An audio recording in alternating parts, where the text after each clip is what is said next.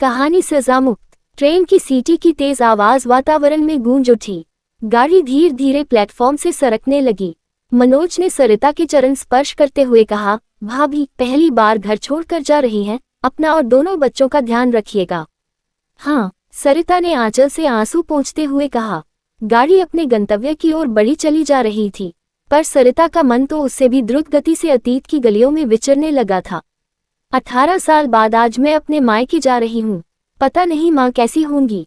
दोनों छोटी बहनें और तीनों छोटे भाई तो शायद मुझे पहचान भी नहीं पाएंगे। इन 18 वर्षों में क्या कुछ नहीं भोगा है मैंने। कोई अनजान व्यक्ति सुनेगा तो एक कपोल कल्पित कथा ही मानेगा। सब कुछ एक सपने की तरह ही तो गुजर गया। सरिता ने एक ठंडी सांस लेकर सीट की पुष्ट पर अपना सिर टिका दिया। बंद आंखों में विगत मानो वर्तमान बनकर फिर से साकार हो उठा। पास करते ही पिता ने धूमधाम से सरिता का विवाह प्रकाश के साथ कर दिया। प्रकाश के मामा सरिता के पिता के दोस्त थे। उन्होंने ही इस विवाह में मध्यस्थ की भूमिका निभाई थी। मामा प्रकाश की प्रशंसा करते नहीं अघाते थे। बड़ा ही होनहार है मेरा प्रकाश, कोई भी केस नहीं हारता, उसके जैसे वकील तो विरले ही होते हैं। सरिता के पिता सुनकर फूले नहीं समाते थे। शादी के दूसरे दिन सरिता विदा होकर ससुराल आ गई। ढेर सारे रस्मों रिवाजों के बाद सरिता को एक सजे सजाए कमरे में बैठा दिया गया।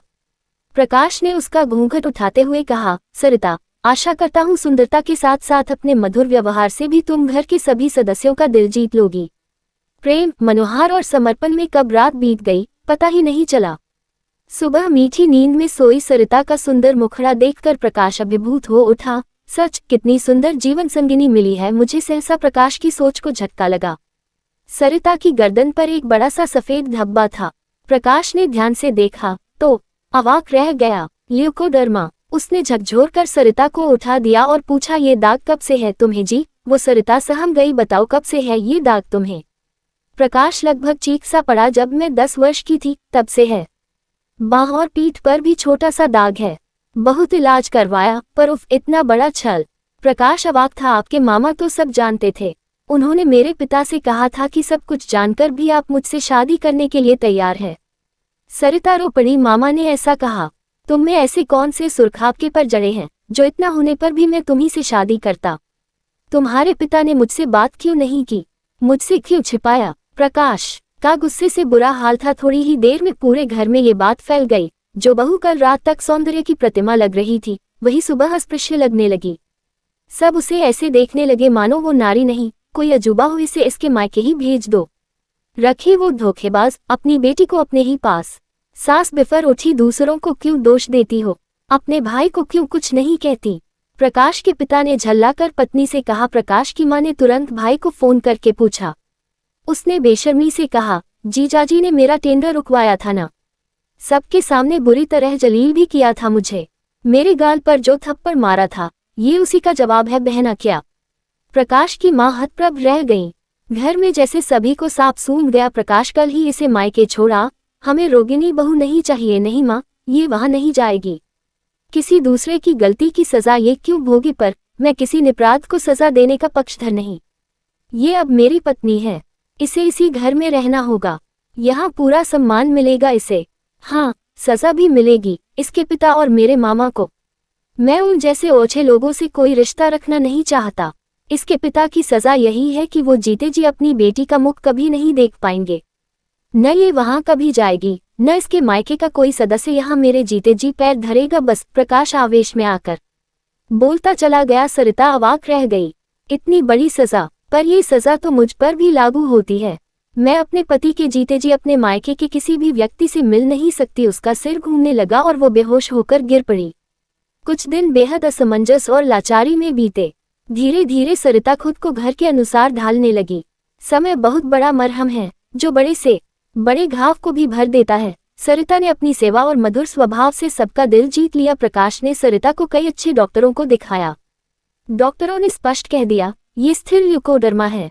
इसका ठीक होना बहुत मुश्किल है। हाँ, इसे बढ़ने से रोका जा सकता है। ये 70 के दशक की बात थी। उस समय मेडिकल साइंस उतनी उन्नति पर नहीं था। प्रकाश और सरिता ने खुद को नियति के हवाले कर दिया। सरिता की दवा चलने लगी। सरिता को घर में सारे सुख उपलब्ध थे। मनचाहा पहनना, मनचाहा खाना, घूमना फिरना। पर यही तो जिंदगी नहीं होती। जब तक पति पत्नी में सामंजस्य न हो तब तक सारे सुख व्यर्थ ही तो होते हैं। प्रकाश का निर्लिप्त भाव सरिता के सारे सुखों को जैसे अवसाद से धो डालता था और वहां बच जाता था केवल हृदयगत पीड़ा का अवशेष। शादी के दूसरे दिन से ही प्रकाश ने न जाने कैसी चुप्पी साध ली कि लोग उसकी हंसी को भी तरस गए। खुद को कोर्ट के काम में बेहद मसरूफ कर लिया प्रकाश ने। सरिता पति की उपेक्षा का विष पीने को मजबूर हो गई। रात के अंतरंग क्षणों में पति के आलिंगन में प्रेम की उष्मा नहीं, उपेक्षा का ठंडापन ही महसूस होता उसे। उसके मन के दर्द को समझने वाला कोई नहीं था। प्रकाश उससे प्रेम भी कर्तव्य समझकर करता था। यही बात सरिता को भीतर तक छलनी कर जाती थी। समय बीतता रहा। जब सरिता को पहली बेटी हुई तो घर भर में खुशी की लहर दौड़ गई। सरिता के पिता ने सोचा अब तक दामाद का क्रोध ठंडा हो गया होगा, इसलिए बच्ची और सरिता के लिए ढेर सारा सामान अपने बड़े बेटे के हाथ भिजवा दिया, पर प्रकाश ने अपने साले को दरवाजे से ही लौटा दिया। सरिता भाई की एक झलक मात्र देख सकी। बिलख कर रोई, पर प्रकाश नहीं पसीजा। उल्टे सरिता को बुरी तरह डांटते हुए कहा, मैं सिद्धांतवादी व्यक्ति हूँ। एक बार जो कह दिया बस कह दिया। अगर मेरे साथ रहना है तो अपने मायके को भूलना होगा। इस घटना के कुछ दिनों बाद सरिता को अपने पिता का पत्र मिला। ऐसा लगा मानो कोई उसके दिल को मुट्ठी में भींच रहा हो। पिता ने लिखा था, हमारी परवाह मत करो बेटी, तुम ठीक से हो, यही हमारे लिए सबसे बड़ी बात है। पर कभी कभी बचपन की वो नन्ही सरिता याद आ ही जाती है, जो अपने बाबूजी के बिना एक पल नहीं रह पाती थी। खैर सुखी रहो। मैं ये दुआ करता हूँ कि हम सबको भूलने में ईश्वर तुम्हारी मदद करे। वक्त गुजरता जा रहा था, पर प्रकाश का स्वभाव वैसा ही था। प्रेम, समर्पण, सेवा और धैर्य से उसने पति का दिल जीत लिया था। पर उस समय उसकी सारी जीत हार में बदल जाती जब प्रकाश मायके जाने के नाम पर उसे बुरी तरह फटकार देता। सरिता का अंतःकरण रो उठता। प्रकाश की माँ बेटे को समझाती, जो हुआ सो हुआ। इतनी अच्छी बहू तो हमें चिराग लेकर ढूंढने से भी न मिलती। माँ पिता का मुंह देखने को कितना तड़पती है बेचारी। जाने दे इसे, इसके मायके सब भूल जा। ठीक है जाए, पर उसके बाद मुझे अपने लिए मरा हुआ ही समझे। प्रकाश दो टूक फैसला सुना देता। इस बीच सरिता को एक बेटा भी हुआ, पर पुत्रमोह भी प्रकाश को अपने फैसले से डिगा नहीं पाया। सरिता ने भी कुछ कहना ही छोड़ दिया। उसे लगा प्रकाश का दिल वो पत्थर है जिससे टकराकर उसके मन की इच्छा हमेशा चकनाचूर होती रहेगी। इच्छा की चरम आर्द्रता जो उसके रुदन के रूप में फूटती है, वो भी इस पाषाण को पिघला नहीं सकती। एक दिन सरिता को पिता की मृत्यु का टेलीग्राम मिला। पिता का चेहरा अंतिम समय में भी न देख पाने का दुख उसे भीतर ही भीतर जैसे खाए जा रहा था। इस बार प्रकाश का दिल भी पिघल गया। उसने सोचा, सरिता वहां जाने को कहेगी ही, वो उसे जाने देगा। खुद जाने के लिए कहने से उसके पुरुषत्व को, उसके अहम को ठेस लगती थी, पर सरिता ने एक बार भी नहीं कहा। केवल भीगी पलकों से एक बार प्रकाश की ओर देखा। पता नहीं क्यों पहली बार प्रकाश जैसे कठोर व्यक्ति का मन भी कांप उठा। वो पत्नी से नजरें नहीं मिला पाया। पहली बार सरिता के हृदय में पति के लिए घृणा के अंकुर फूटे। पर नारी की यही तो विडंबना है कि उसे अपनी घृणा को भी सहनशीलता के आंचल तले ढक कर रखना पड़ता है। वो कई दिनों तक बेचैन रही। हर घड़ी बाबूजी का चेहरा ही आंखों के सामने आ जाता। बचपन में उसे स्कूल पहुंचाते बाबूजी, टॉफी की दुकान पर ठिठकती बेटी की आंखों में लालच देखकर खिलखिलाकर हंसते, उसे चूमते बाबूजी, कन्यादान करते हुए बिलखते बाबूजी और विदाई के वक्त माथे पर स्नेह स्पर्श धर रूंधे कंठ से आशीष देते बाबूजी। उफकाश एक बार उन्हें देख पाती। उसका मन वेदना से विकल हो उठता। धीरे धीरे 16 वर्ष बीत गए। कभी कभी सरिता सोचती, राम का वनवास भी 14 वर्षों में टूट गया था। पता नहीं मेरा मिलन कब अपने स्नेहपत्रों से होगा। समय वो धारा है जिसके मार्ग में कोई अवरोधक नहीं। निसर्गतः वह अपने अनवरत प्रवाह में सुख दुख को समेटे बहते जाता है अनंत की ओर। सरिता की बेटी आभा 15 वर्ष की हो गई थी और बेटा मन्नू 10 वर्ष का था। सरिता बेटी को देखकर सोचती, अगर किसी कारणवश इसकी ससुराल वाले भी इसे यहाँ न आने दे तो। उसकी भीगी आंखों में एक साथ दो तस्वीरें तैर उठती, एक अपनी और एक अपनी माँ की। उसका रोम रोम कांप उठता। वो अचानक सामने खड़ी आभा को कलेजे से भींच लेती। आभा की आंखों में आश्चर्य कौंध उठता, क्या हुआ माँ? कुछ भी तो नहीं। सरिता सहज होने की नाकाम कोशिश करती। कुछ दिनों से प्रकाश की तबीयत खराब रहने लगी थी। कभी बुखार, कभी उल्टियां, हाथ पैर में थोड़ी सूजन सी रहने लगी थी। डॉक्टर ने कुछ टेस्ट करवाए और रिपोर्ट आने पर सरिता के सिर पर मानो वज्रपात सा हुआ। प्रकाश की दोनों किडनियां खराब थी। कुछ दिन उसे डायलिसिस पर रखा गया। बाद में डॉक्टर ने स्पष्ट कह दिया किडनी प्रत्यारोपण ही जिंदगी बचाने का एकमात्र उपाय है। प्रकाश हमेशा की तरह हट गया। मैं किसी दूसरे का जीवन खतरे में नहीं डाल सकता। घर के सब लोगों ने समझाने की कोशिश की पर नाकाम रहे। एक दिन प्रकाश ने भावुक होकर कहा, सरिता, मैंने अपने जीवन में एक ही पाप किया है।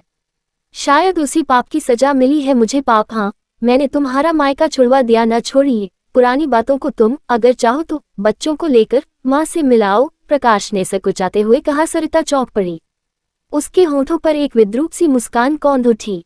उसने प्रतिप्रश्न किया, आजीवन कारावास की अवधि 25 वर्ष होती है न? हाँ, पर क्यों? अगर कैद के 24 वर्ष गुजर चुके व्यक्ति को ये कहकर रिहा कर दिया जाए कि तुम्हारा कोई दोष नहीं था, तुम आजाओ हो, तो क्या उसे आज़ादी अच्छी लगेगी?